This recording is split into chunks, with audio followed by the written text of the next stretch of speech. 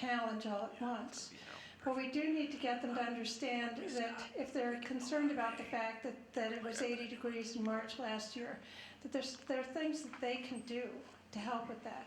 One of them is, and I'll advertise it, Sierra Club has a lobby day at the legislature, May 7th. If you're interested, I would love to have people come down and sign up for it. Because talking one-on-one with the elected officials who are only hearing from people who actually benefit from the vested interests is a critical thing. It's not easy, but it's doable. So there are a lot of ways people can get started. And I just urge you to recognize that if you can impart the idea that we can make these changes, as it said, yes we can. We have to communicate that. That's the only reason I come to work every day. If I didn't think we could make a change, I wouldn't bother. Yeah, I think the public understanding of science is a critical point here. There are a lot of initiatives in this direction, but especially with regard to the US, they probably go only so far. I have read quite a few very interesting empirical studies on the influence of political orientation on the attitude towards climate change. And from a European point of view, this is quite interesting because we have a totally different sort of political landscape in Europe, and so the interdependency between attitudes and political considerations are different there. So I'm really not I'm very much an outsider, and sometimes I'm astonished on the facts I find in the US very interesting from a social science point of view.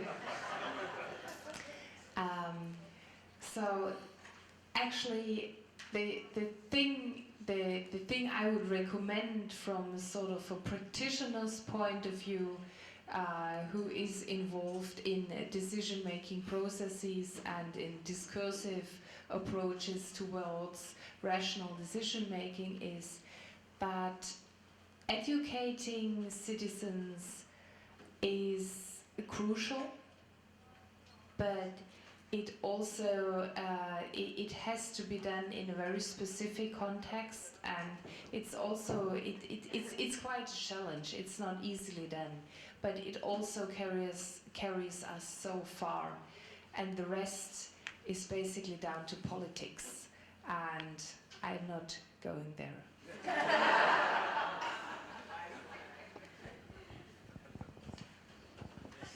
We'll take a final question here, Steve. I'm Steve Pepke from MSU, and I want to ask you, Pia-Johanna, a political question. Because your minister-president is a member of the Green Party, and Baden-Württemberg has a strong sort of history of doing the kind of things we're talking about here. My question is, does it make a difference when you have political leadership that's on the side of these kind of renewable, environmentally responsible things? Yes and no. It does make a difference because a lot of initiatives are triggered, and that's a good thing. On the other hand, even though the sort of the color of the government has changed from a very conservative government to a green and a green socialist government, nevertheless the decision-making processes are in place, and the general the power struggles, the political day-to-day nitty-gritty small piecemeal work still has to be tackled. So a lot of the impetus, I think, gets lost in everyday work routine, but it definitely is also a step in the right direction. Although I have to say that some initiatives have also been triggered by the conservative governments. So it really depends on the issue, not so much on the political color of the leader of the cabinet.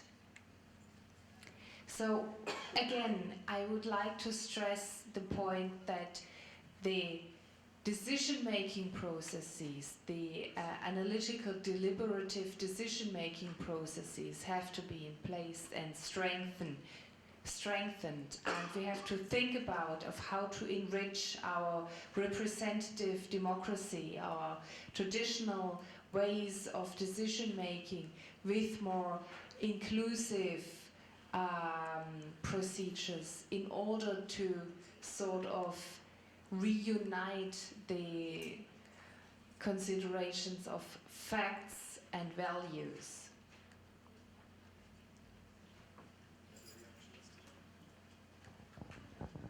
I would like to take the agenda. You want?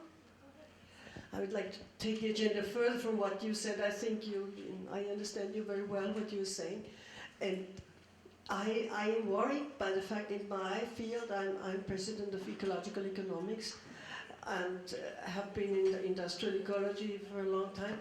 In my field, there's a certain tendency to view people as consumers, and making a difference in the world by consuming differently. And there is something to it, I agree. But we address much too little the people as citizens who have democratic rights and who make political decisions by voting and by other processes, and also make a difference by this. And the kind of contempt for politics, I mean, maybe it was well deserved, but it's no good for our future if we keep on doing that. Because we have representative democracies, our politicians are supposed to be responsible for our future, so we should make them responsible and not just sort of skip away and say, well, it doesn't make any difference anyway, whom I vote for, they do all the same and they're all corrupt and so on. This is an attitude that is really very dangerous for our citizens' ability to mold their future. And if you'd like to make a brief comment, then I'd like to invite one comment from our donor. I want to thoroughly endorse that, but also say one of the realities that we see is that politicians are not leaders. They detect the direction of the crowd and they run to the front. And I say that in all seriousness because that is invariably what happens.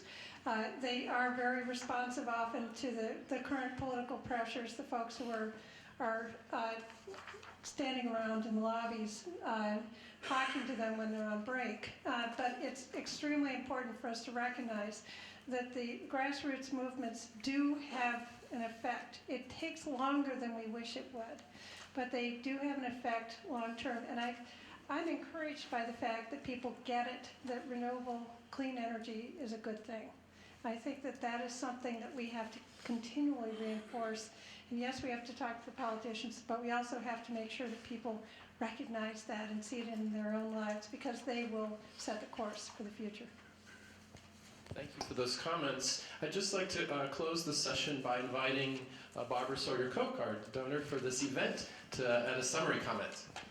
I'm so pleased everyone is here, but I'd like to close on a positive note and give you some idea of the leadership of Michigan State University in the green.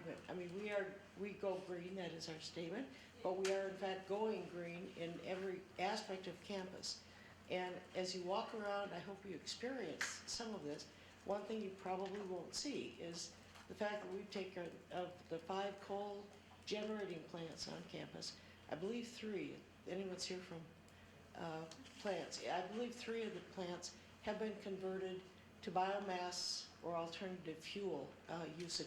That has come through the leadership from the top, but it's also been motivated by the students who have said, we can't tolerate this. Our carbon footprint is too large. It's been a wonderful synergy to watch how that's evolved in many respects. If you go to the campus, the residence halls, you will find that there's a whole cycle of activity going on. The food waste goes into anaerobic digesters, which turns into conversion into compost. That goes into our hoop houses. The food grown in the hoop houses go right back into the dormitories as food products, fruits, vegetables, herbs, grasses. It's wonderful to watch. And so I hope you appreciate the fact that the political, if you will, the leadership is coming from all ends of this community spectrum, and we're very proud of it. So enjoy it while you are here. Thank you.